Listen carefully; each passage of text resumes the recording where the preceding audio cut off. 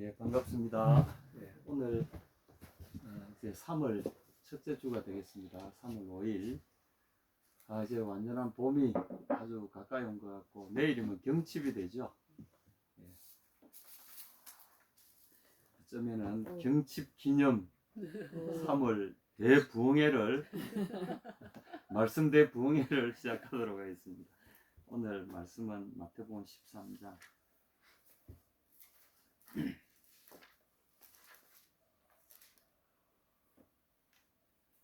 31절에서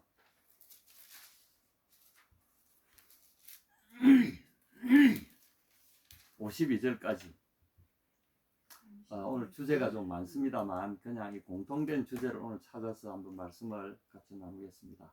한번 몇 가지 좀 이야기가 쭉 있는데 같이 한번 쭉 읽어보도록 하겠습니다. 시작. 또 비유를 베풀어 가르사대 천국 마치 사람이 자기 밭에 갖다 심은 겨자씨 하나를 같으니 이는 모든 씨보다 작은 씨보다 작은 사람들은 풀보다 커서 나무가 되며 동쪽의 새들이 와서 가지에 깃들이느니라. 또 비유로 말씀하시되 천국은 마치 여자가 가루 스모말 속에 갖다 넣어 전부 부풀게 한 누룩과 같으니라. 예수께서 이 모든 것을 너희에게 비유로 말씀하시고 비유가 아니면 아무것도 말씀하지 아니하셨으니 이는 선지자를 통하여 말씀하신 바 내가 입을 열어 비유로 말하고 창세부터 감추인 것들을 드러내리라 함을 이루려 하시니라. 이에 예수께서 무리를 떠나서 집에 들어가시니 제자들이 나와 이르되 밭에 가라지의 비유를 우리에게 설명하여 주소서. 대답하되 좋은 씨를 뿌리는 인자요 밭은 세상이요 좋은 씨는 천국의 아들들이요 가라지는 악한 자의 아들들이요 가라지를 뿌리는 원수는 마귀요 수수께는 세상 끝이요 수수꾼은 천사들이니 그런즉 가라지를 거두어 불에 사는 것 같이 세상 끝으로 그러느니라. 인자가 그 천사들을 보내리니 그들이 그 나라에서 모든 넘어지게 하는 것과 또 불법을 행하는 자들을 거두어내어 풀무불에 던져 넣으리니 거기 술며 이를 갈게 되리라. 그때 의인들은 자기 아버지 나라에서 해와 같이 빛나리라. 귀 있는 자는 들으라. 천국은 마치 밭에 감추인 노아와 같으니 사람이 이를 발견하는 숨겨두고 기뻐하며 돌아가서 자기 소유를 다 팔아 그 밭을 사느니라. 또 천국은 마치 좋은 진주를 구하는 장사와 같으니 그 값진 진주 하나를 발견하매 가서 자기의 소유를 다 팔아 그 진주를 사느니라. 또 천국은 마치 바다에 치고 각종 물고기를 모으는 그물과 같으니 그물에 가득함에 물가로 끌어내고 앉아서 좋은 것은 그릇에 담고 못된 것은 내버리느니라. 세상 끝에도 이러하리라. 천사들이 와서 의인 중에서 악인을 갈라내어 풀무불에 던져 넣으리니 거기 술며 이를 갈미 있으리라. 이 모든 것을 깨달았느냐 하시니 대답하되 그러하오이다. 예수께서 이르시되 그러므로 천국의 제자된 서기관마다 마치 새 것과 옛 것을 그 곳간에서 내오는 집주인과 같으니라. 아멘.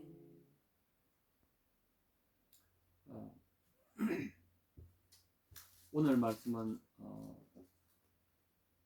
사실은 24절부터 우리가 읽어야 되는데 24절에 이제 가라지 비유가 그 씨 뿌리는 비유, 길가 비유에 이어서 이제 가라지 비유가 또 나옵니다.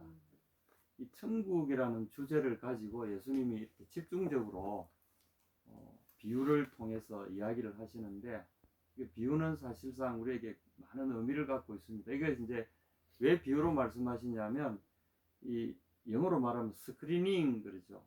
채로 친다 이 말이에요. 채로 친다. 그러니까 모래도 보면 건축에 쓸 고운 모래를 그러기 위해서 채로 치잖아요. 그래서 그 나쁜 덩어리라든지 합당치 않은 찌꺼기들은 다 걸러내고 아주 고운 모래만 소복이 통과하게 만들고 커피 따를 때도 여러분 그러지 않습니까? 커피 필터 속에 이렇게 필터를 해놓으면 이 필터링 하는 겁니다. 비유는 필터링이에요. 그러니까 불순물의 경우에는 그 불순물을 강력하게 막아서 진정한 가치 있는 것들을 보호하는 그런 울타리 역할을 하는 거죠. 마치 그 과일의 껍질 같은 역할을 한다고 할까요? 이렇게 해서 스크리닝 하는 겁니다.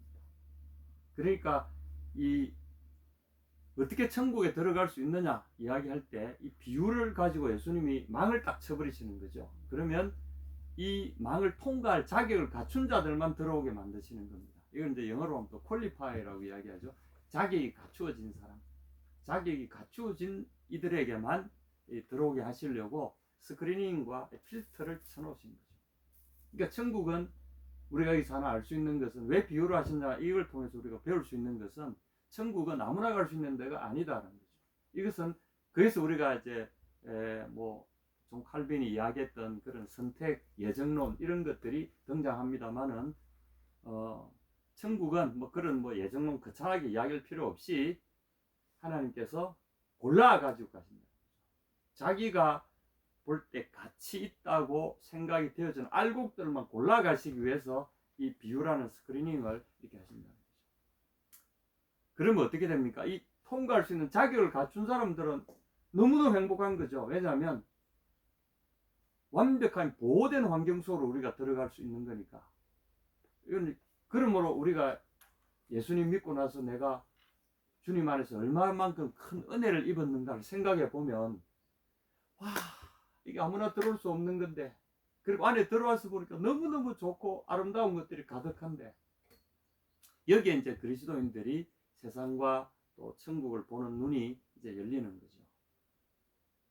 그러니까 우리가 스스로 세상이 좋아 보인다면 그분은 제대로 된 통과 의뢰를 못한 게 아닌가 싶어요.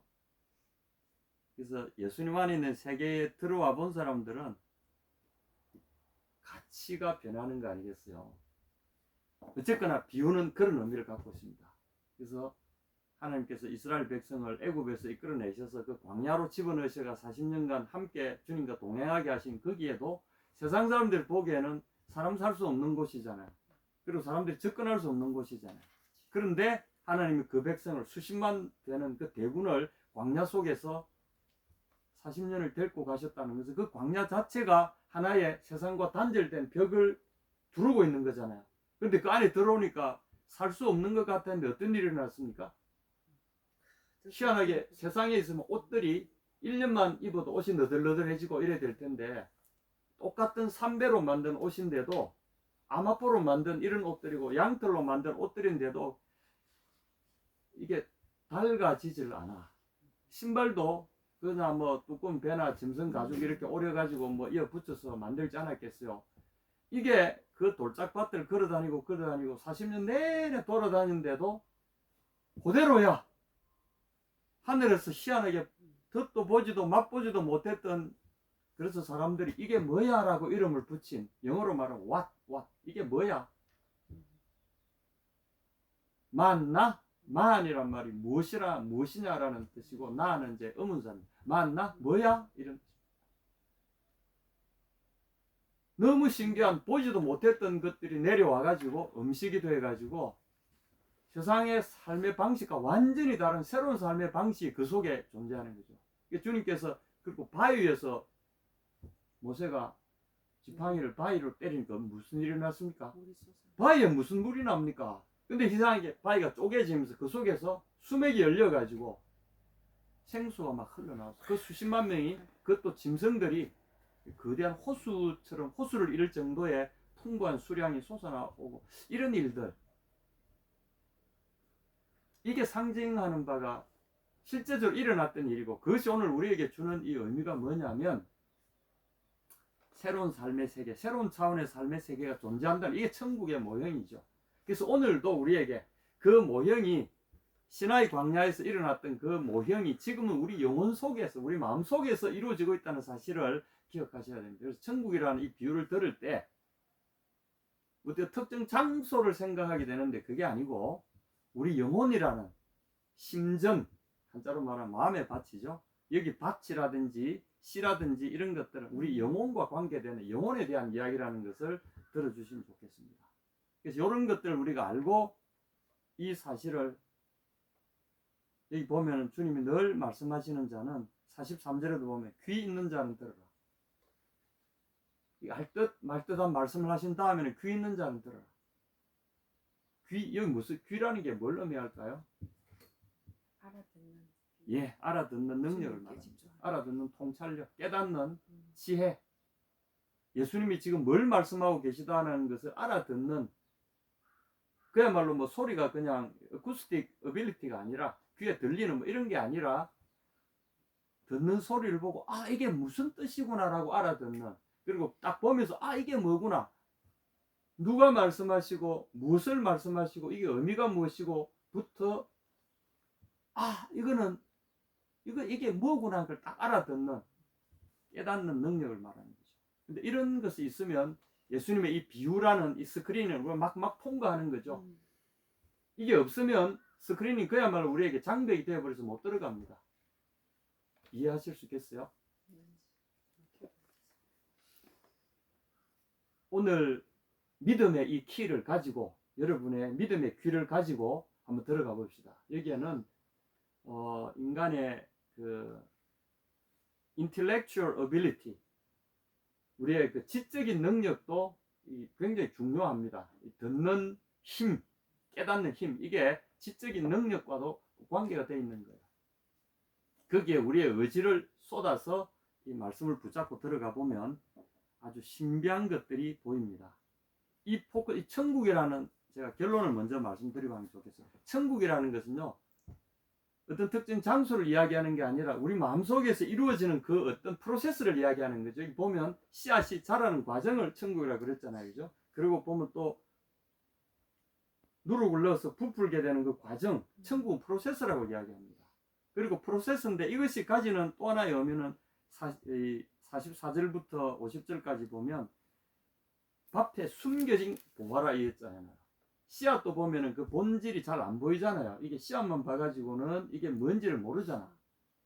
이 프로세스를 거친 다음에 이것이 본질이 드러나잖아요. 똑같이 여기 보면 이제 보화도 땅에 감춰져 있으면 이게 뭔지를 모르잖아. 딱 감춰져 있다는 의미에서는 같은 의미죠. 아주 귀한 것, 씨앗 안에 아주 귀한 생명이 들어있는데 그것이 씨앗 속에 씨앗으로 쌓여 있으니까 덮여 있는 거죠. 이게 숨겨진 겁니다.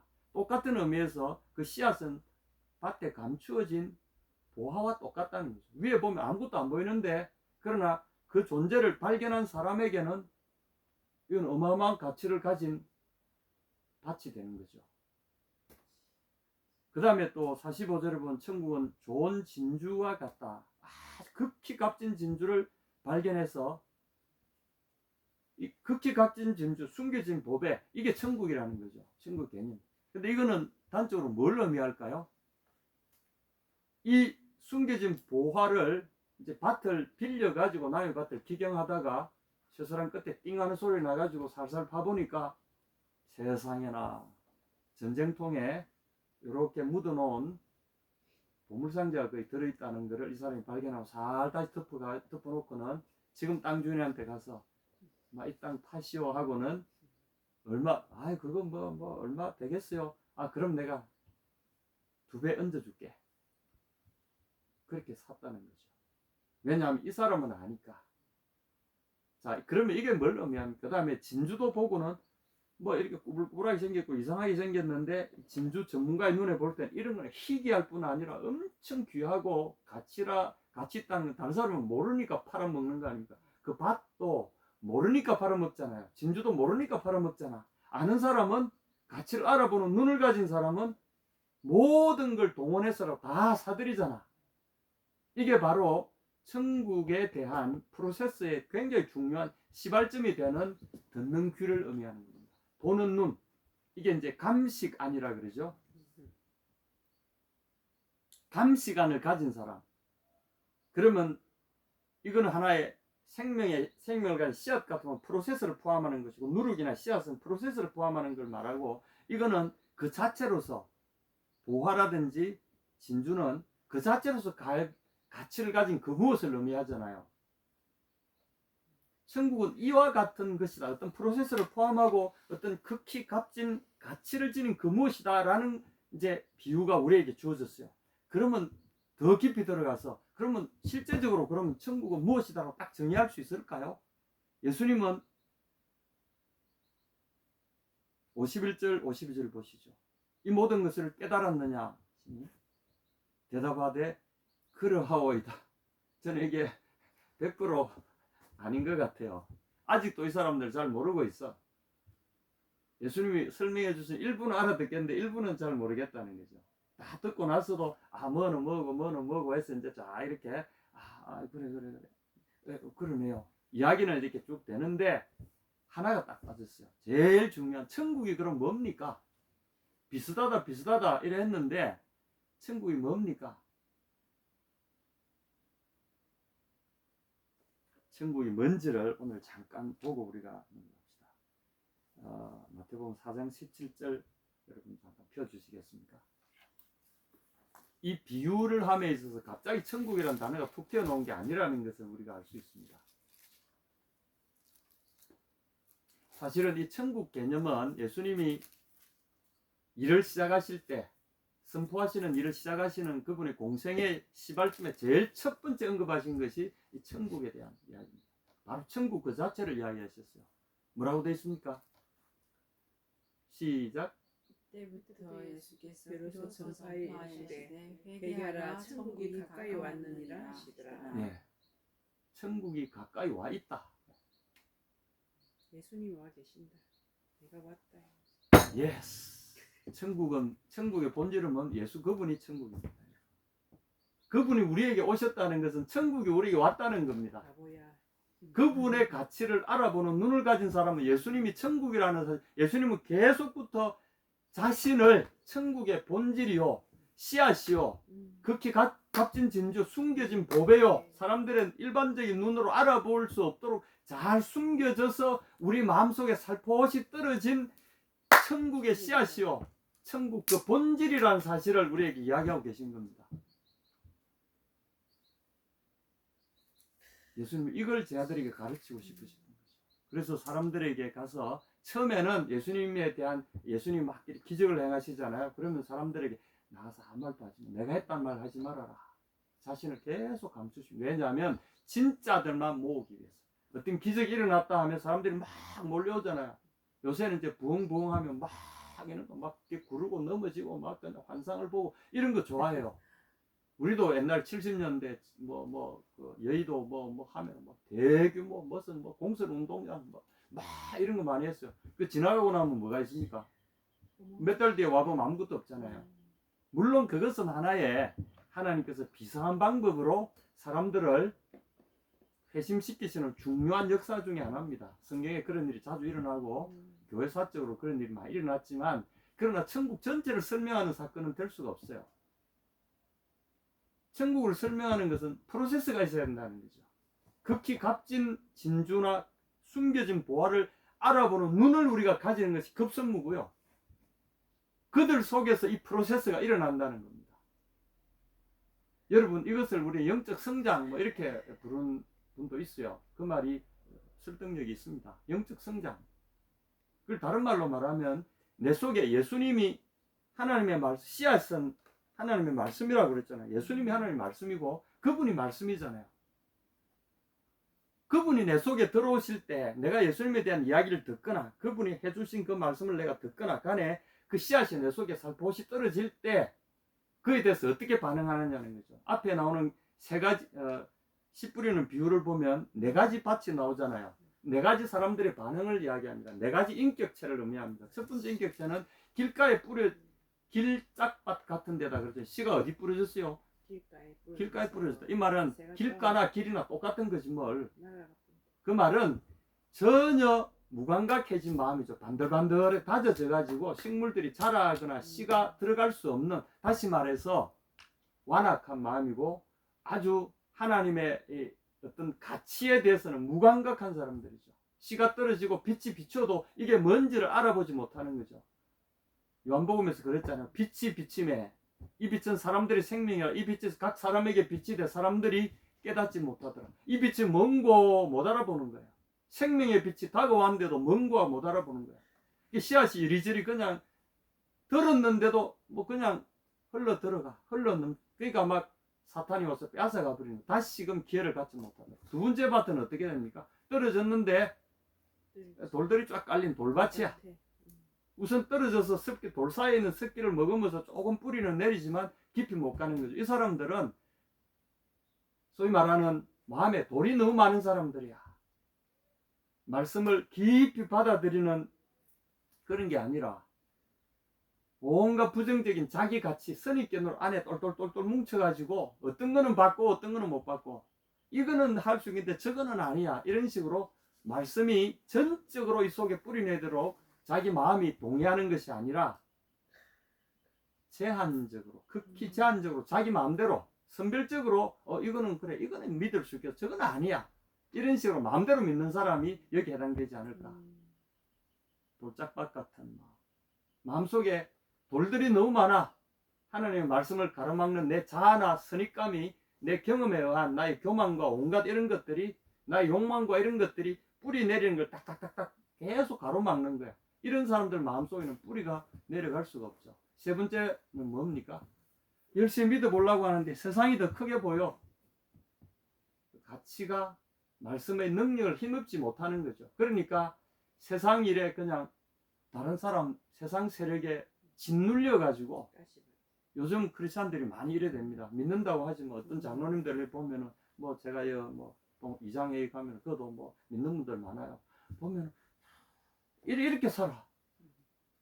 뭐 보면 하여튼 좀 힘이 없어. 기쁨이 없어.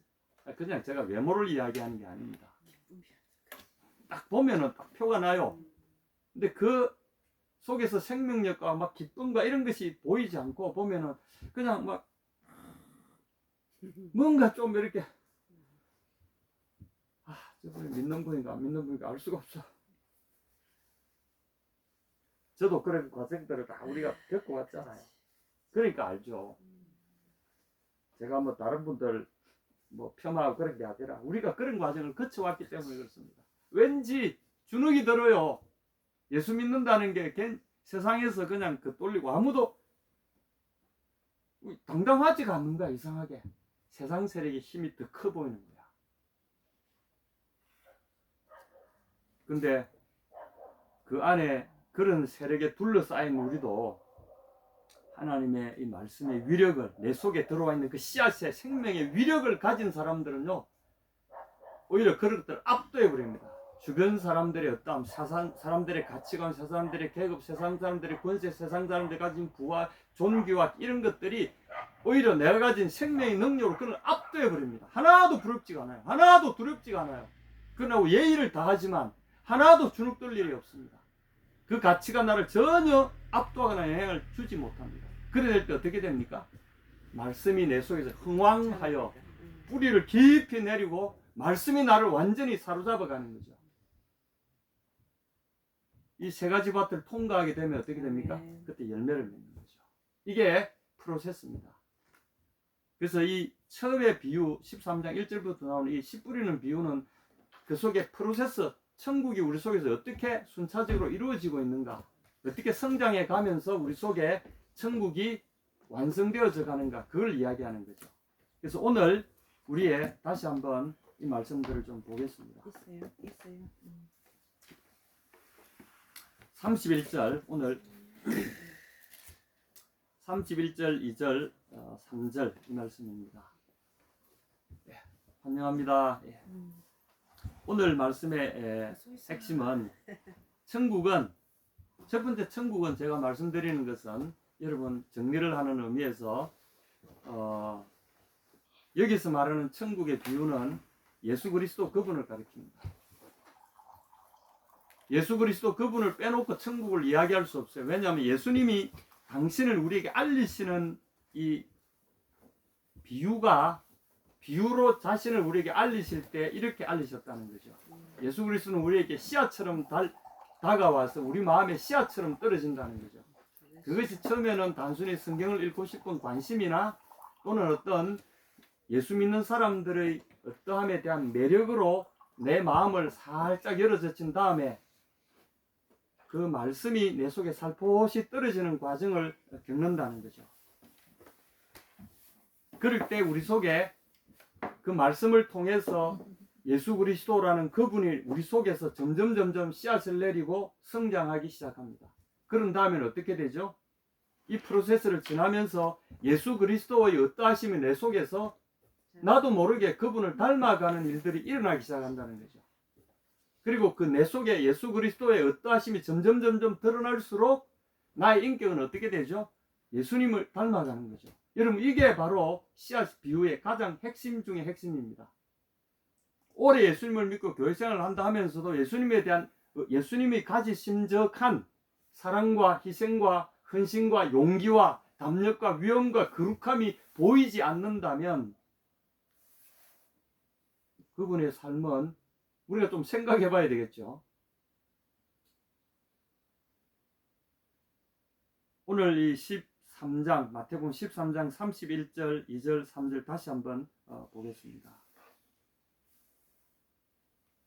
또 비유를 들어 이르시되 천국은 마치 사람이 자기 밭에 갖다 심은 겨자씨 하나를 같으니. 이 씨앗을 누가 심었습니까? 씨앗 주인이 심은 거죠. 이 밭은 누굽니까?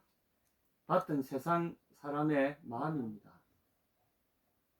밭은 세상 사람들의 마음입니다.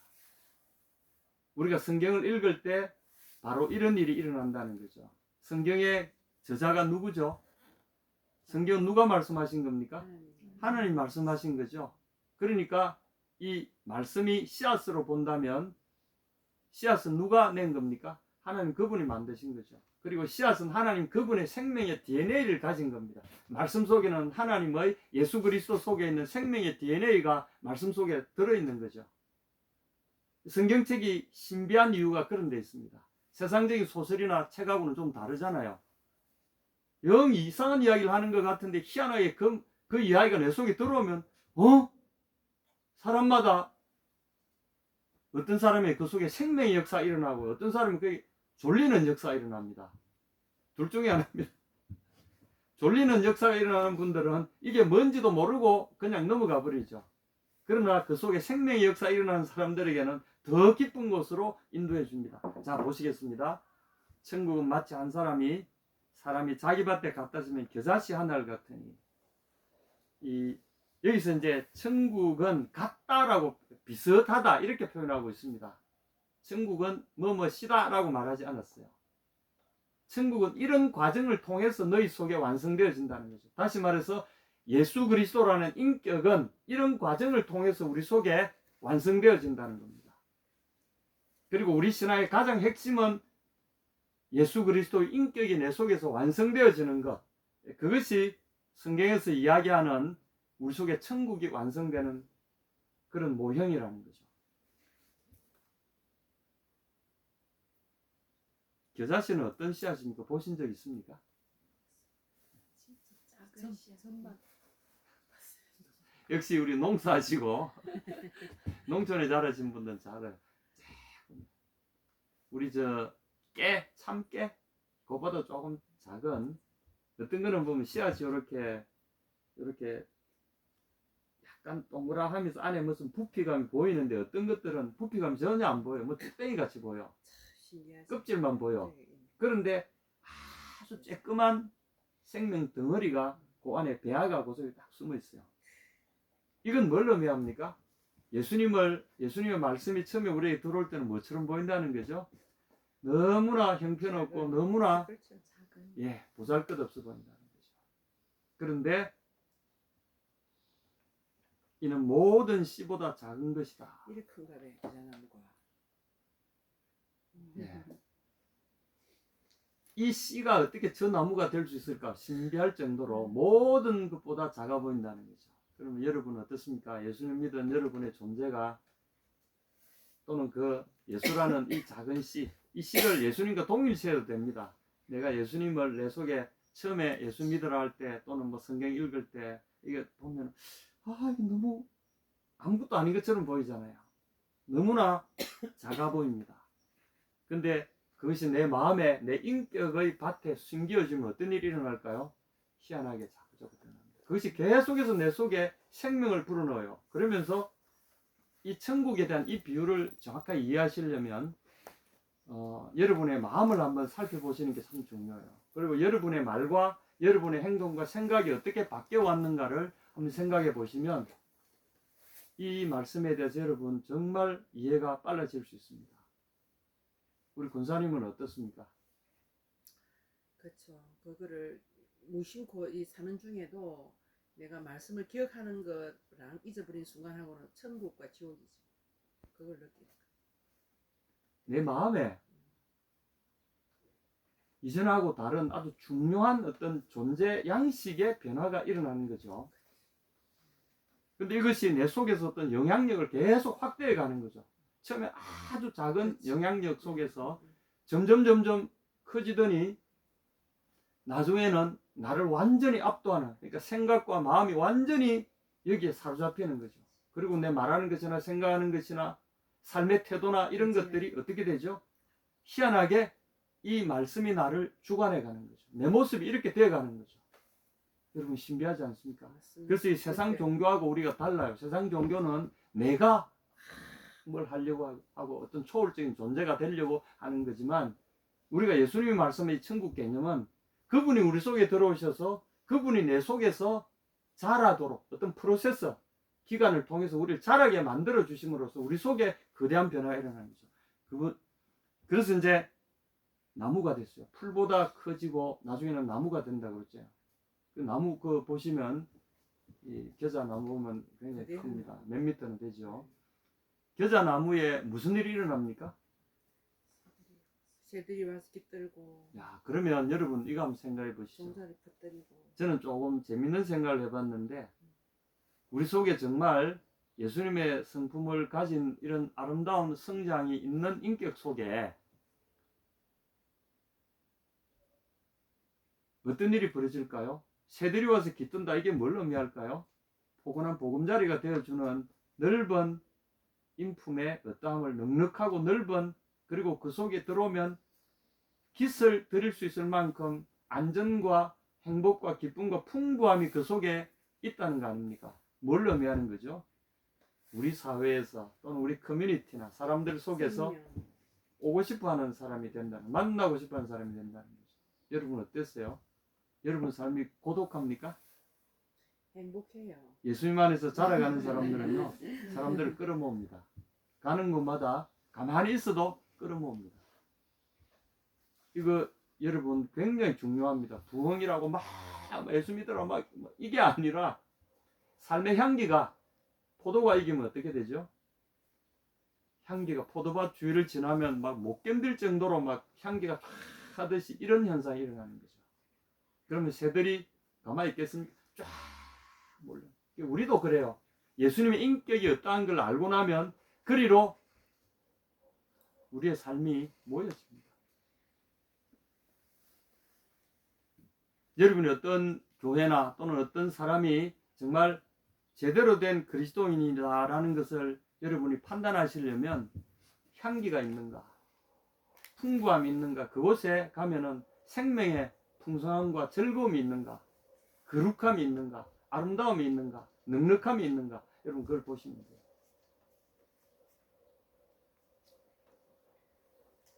두 번째 비유가 있습니다. 천국은 마치 여자가 가루 스말 속에 갖다 넣어 전부 부풀게 한 누룩과 같다. 예수님을 우리 속에 모셔드린 때는 어떤 일이 일어납니까? 처음에는 누룩 그 깨뜨려 가지고 이렇게 물에 풀어서 넣잖아요. 눈에 잘 안 보여요. 그러면 누룩이 가지는 이 파워는 뭡니까? 변화시키는 것을. 예, 누룩 속에 누룩균들이 있죠. 사실 이 균들은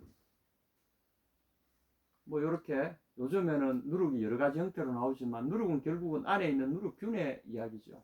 생명력이 들어있는 거죠. 한톨과 같은 요런 누룩도 보면은 뭐 요즘 막걸리 만들거나 좀 식혜 만들 때 누룩들 쓰잖아요. 넣으면 요만큼만 넣으면 돼요. 여기 이제 스말이라 그랬는데 이게 세스아라고 된, 이 스아는 한 10kg가 됩니다. 그러니까 30kg짜리, 밀가루 30kg짜리 같으면 꽤 무겁죠. 3kg만 해도 한 이만하잖아요. 근데 30kg 같으면 어마어마합니다. 굉장히 많은. 요새 쌀 한 가마니가 몇 킬로죠? 40kg를 한 가마니로 칩니까? 80kg. 예, 40kg 한 가마니. 80kg. 아, 80kg. 예. 그 옛날 키로죠. 그럼 엄청나게 무겁죠. 수매할 때 80kg 하는데, 보통 팔 때는 보면 뭐 20kg 단위로 하기도 하고 40kg 단위로. 40kg 같으면 엄청, 대부분의 파는 거는 40kg 단위로 하더라고요. 그러면 엄청 무거워요. 밀가루를 40kg 포대로 사면은 큰 포대, 어마어마한 큰 포대가 됩니다. 조금 넣는데 다 부풀어져요. 자, 이 비유가 뭡니까? 역시 이것도 우리의 인격을 의미하는 거죠. 이전에는 밀가루 그대로 있다가 아무 변화도 없는, 맛도 없는 밀가루, 생밀가루 먹을 수 있습니까? 생밀가루 구워놓거나 쪄놓으면 풀떼죽이 되는 거죠. 근데 누룩이 들어가면 어떻게 되죠? 많이 되죠. 맛이 많이. 화학적으로 달라지는 거죠. 분자 구조가 달라지는 거죠. 그래서 예수님이 우리 속에 들어오시면 우리 영혼의 가치관이나 우리 인격의 어떠함이 완전히 바뀐다는 겁니다. 자, 공통점을 찾아봅시다. 예수 그리스도가 우리 속에 들어오셨을 때 처음에 아주 가치 없게 보인다. 아주 작아 보인다. 두 번째, 그리스도가 내 속에 나타나시는 그 과정은 프로세스가 있다. 여러분, 저는 참 그 학습 방법 중에 제일 안 좋은 학습 방법이 이런 거예요. 한국에 그 보면은 영어 단어 3일 완성, 영단어 3일 완성, 그 다음에 영문법 일주일 완성, 뭐 이런 거 옛날에 많았어요. 근데 영어 단어 일주일 완성, 외우게. 영문법 3일 완성, 이거 가능합니까? 언어는 그래 되는 게 아니에요. 그죠? 근데 3일 완성 시리즈가 아주 인기였어요. 뭐 자기들 요만큼 해놓고 뭐 3일 완성됐지 않나 뭐 그래 한다면 할 말은 없지만, 그러나 언어는 그렇게 되는 게 아니죠. 프로세스가 필요합니다. 시간과 이것이 부푸는 시간, 이 누룩이나 이런 것들도 발효하는 시간이 필요하고 씨앗도 발화해서 성장하는 시간이 필요해요. 그래서 이 예수 그리스도께서 우리 속에 들어오셔서 우리 속에 그분이 나타나시는 이런 천국이 우리 속에 들어오는, 놀랍게도 예수님은 천국이라는 개념을 당신을 설명하는 단어로 사용하셨다는 사실을 여러분 기억하시기 바랍니다. 오늘 이 비유들의 핵심은 뭐냐면 천국이 무엇과 같다 이 말은 내가 바로 이런 내가 너희 속에서 이런 일을 할 터인데 내가 너희 속에서 이런 일을 할 때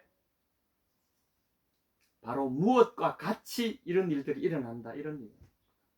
그래서 예수님이 처음에 사역을 시작하실 때 천국이 가까웠다. 회개하라. 천국이 가까웠다. 생각을 돌려라. 정신을 바짝 차려라. 천국이 너희 곁에 이미 와 있다. 예수님이 자기를 가리켜서 하신 말씀인 줄 아무도 몰랐어요. 여러분은 어떻습니까? 처음에 예수님이 사람들에게 자기를 드러냈을 때 회개하라. 우리는 번역을 회개로 됐지만 메타노이에테, with mind, with think, 생각해보라. 다시 말해서 눈을 뜨라. 새로운 것에 대해서 눈을 뜨라. 너희 앞에 와 있는 것이 무엇인지 제대로 눈을 뜨라.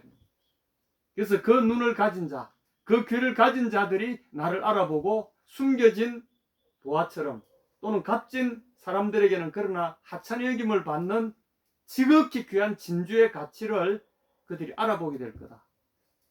그렇게 해서 우리에게 다가오셨어요.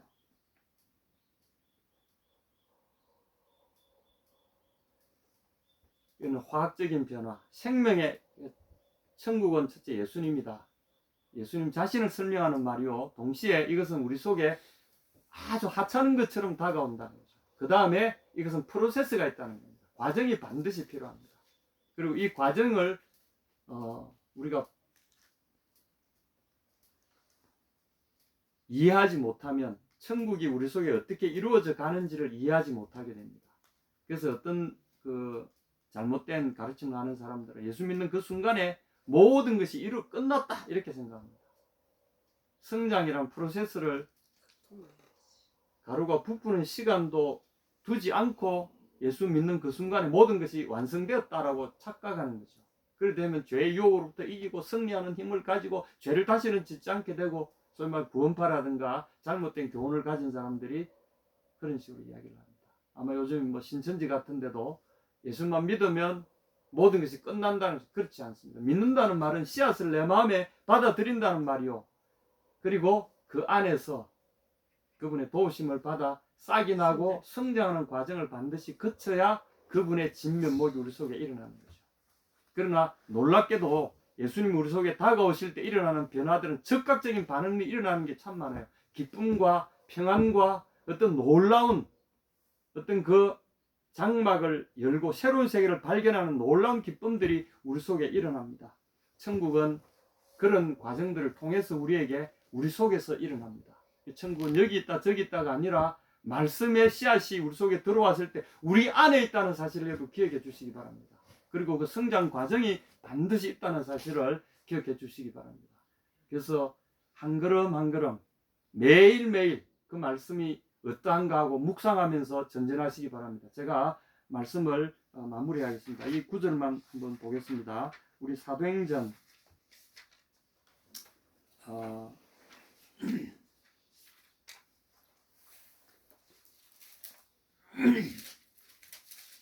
17장 11절로 말씀을 정리하겠습니다. 사도행전 17장 11절. 사도행전은 요한복음 다음에 있습니다. 신약복음 한 중간쯤 있습니다. 17장 11절.